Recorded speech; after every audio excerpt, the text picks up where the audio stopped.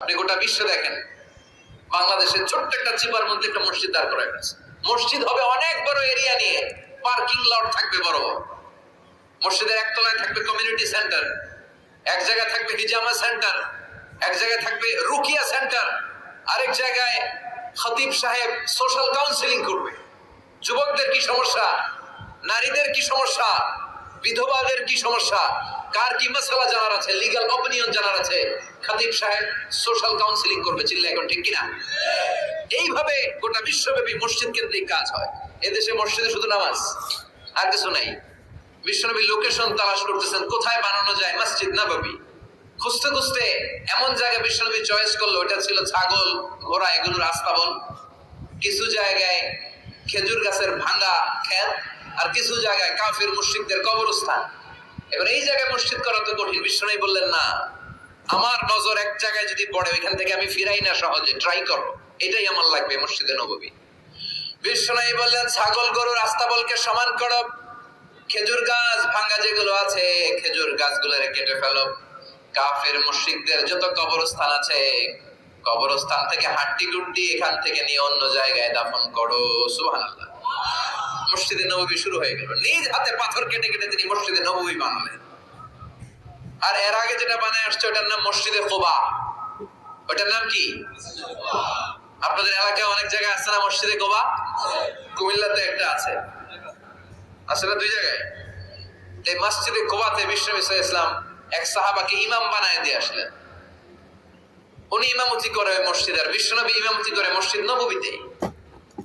মসজিদে কুবার যে ইমাম, তিনি প্রতি রাকাতে জাহরি কেরাতে মানে মাগরিব এশার ফজরের সালাতে প্রত্যেক রাকাতে সূরা ফাতিহার পরেই এই সূরা ইখলাস পড়ে। শুনতেছেন? প্রত্যেক রাকাতে সূরা ফাতিহার পরে কি পড়ে? ইখলাস। মাগরিবের প্রথম রাকাতেও ইখলাস, দ্বিতীয় রাকাতেও ইখলাস, এশার প্রথম রাকাতে ইখলাস, দ্বিতীয় রাকাতেও ইখলাস। ইখলাস পরে এরপর অন্য একটা সূরা পড়ে, কিন্তু শুরু করে ইখলাস দিয়ে। ফজরের প্রথম রাকাতেও ইখলাস, দ্বিতীয় রাকাতেও।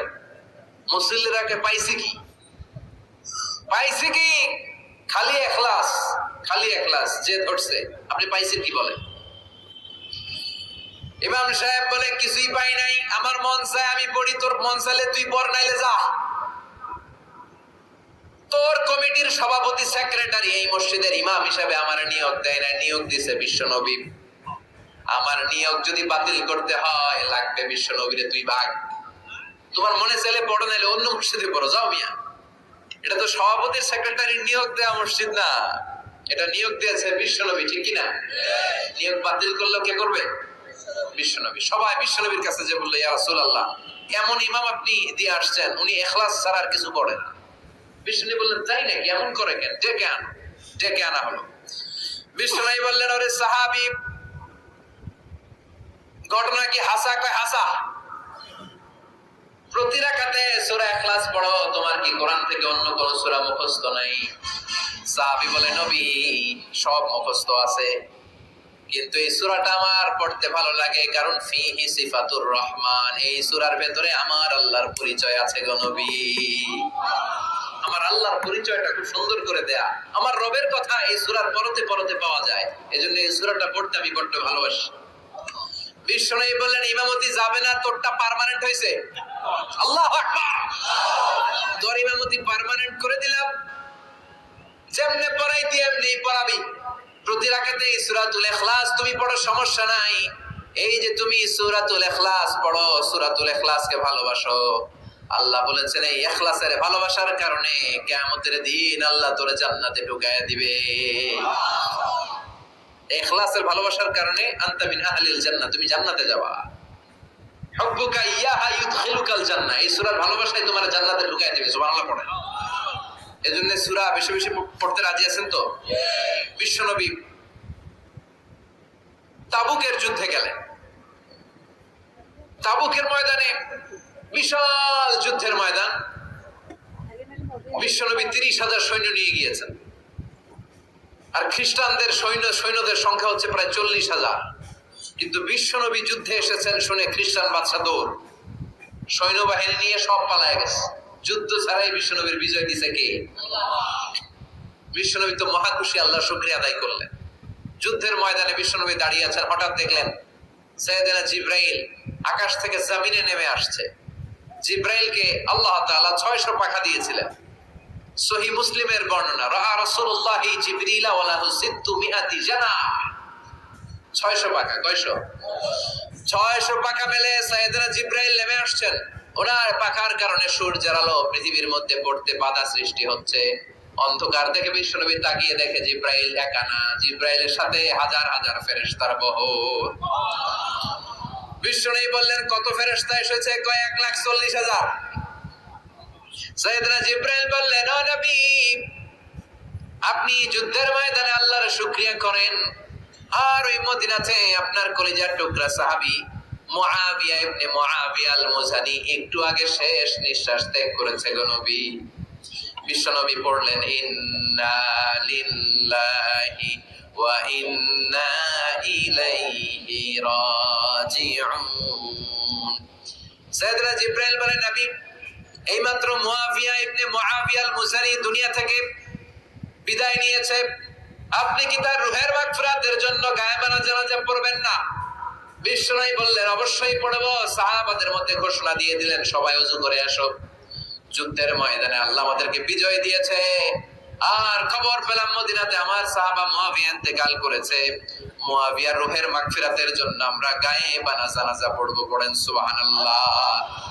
গায়েবানা জানাজা কি বুঝেন? লাশ থাকে না সামনে, লাশ নাই, 4 তাকবীর, এটা আপনি পড়তে পারেন, এটা আপনি পড়তে পারবেন। লাশ নাই, কিন্তু তার জন্য দোয়ার জন্য পড়তে পারবেন। জানাজা মানি দোয়া, দোয়া লিল মাইয়িত। 4টা তাকবীর, আপনি অনেক দোয়া করছেন এই মরা লাশের জন্য। এটা তো অর্থ তো বুঝে না, এজন্য জানাজার পরে আবার হাত তুলে দোয়া করা লাগে আমাদের, কারণ কি দোয়া করছে এটা বুঝি নাই। বুঝলে কিন্তু আর লাগতো না, ঠিক কি না? বিশ্বনবী সাহাবাদের নিয়ে দাঁড়ালেন, লম্বা লম্বা কাতার হলো। সাহাবীদের কাতারের শেষে সাইয়েদনা জিব্রাইল 1,40,000 ফেরেশতাদেরকে নিয়ে জানাজায় শরীক হলেন।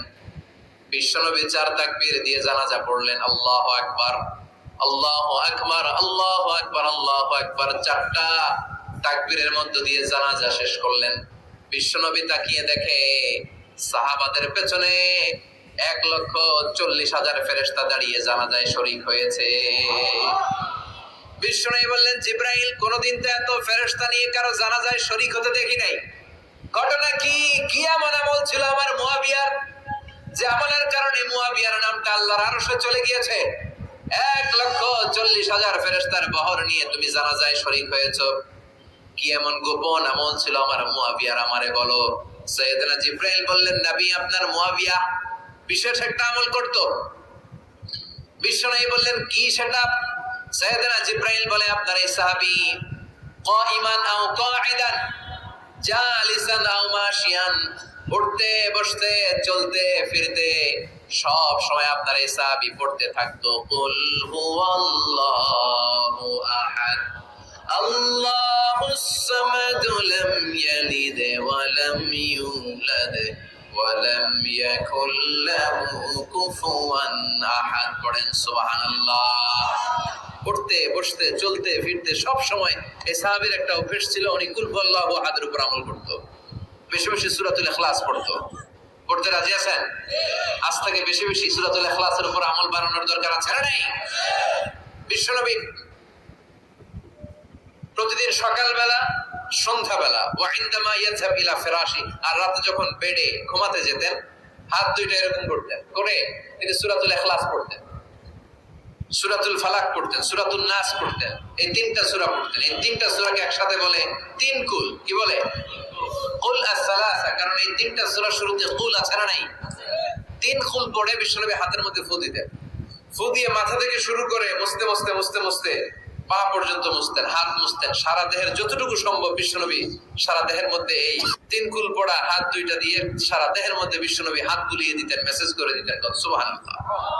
সকালে, সন্ধ্যায়, আর রাতের বেলা বিছানায় গেলে। এটা protection from all the bad আইস। যত হিংসুক চক্ষু আছে, যত ভূত পেতনি আর শয়তানের অনিষ্ট আছে, সব থেকে আপনাকে রক্ষা করবে কে? এজন্য প্রতিদিন এগুলো পড়বেন। কি কি পড়বেন? এরকম হাত দুইটা মিলায়া সূরা ইখলাস, সূরা ফালাক, সূরা নাস, 3টার বলে একসাথে 3 কুল। কি বলে? আজকে থেকে এটা আমল করা যাবে। মা আয়েশা যখন অসুস্থ হতেন বিশ্বনবীর কাছে যে বললেই বিশ্বনবী বলতেন, আয়েশা হাত দুইটার একসাথে করো, সূরা ফালাক পড়ো, ইখলাস পড়ো, নাস পড়ো, গুদাও আর সারা দিনে মেসেজ করো। সুবহানাল্লাহ পড়েন। বিশ্বনবী একবার সেজদায় আছেন। কিসে আছেন? চিল্লায় এখন। সেজদা অবস্থায় লাদাগাতহু আকরা, একটা বিচ্ছু পোকা এসে বিশ্বনবীর হাতের মধ্যে কামড় দিয়েছে। বিচ্ছু কামড় দিলে খুব আরাম লাগে না? হ্যাঁ, বিষাক্ত, পয়জনাস, ভেনামাস। বিশ্বনবী ব্যথা পাচ্ছেন, প্রচন্ড ব্যথায় বিশ্বনবী অস্থির। বিশ্বনবী বললেন, লাআনাতুল্লাহি আলাল আকরাব, এই বিচ্ছুর উপর আল্লাহর লানত। এটা মুসল্লিও ছিল না, নবীও ছিল না, কোন জায়গায় কামড় দিতে হবে এটাও জানেন না। কিন্তু কামড় দিয়েছে, ব্যথায় কাতরাচ্ছে। বিশ্বনবী বললেন, লবণের পানি গরম দাও, আঙ্গুলের উপরে ঢালো। লবণের পানি গরম দিয়ে আঙ্গুলের উপরে ঢালতে শুরু করে দিল। বিশ্বনবী পড়তে আরম্ভ করলো, কুল হুয়াল্লাহু আহাদ, আল্লাহুস সামাদ, লাম ইয়ালিদ ওয়া লাম ইউলাদ ওয়া লাম ইয়াকুল লাহু কুফুয়ান আহাদ। পড়েন সুবহানাল্লাহ।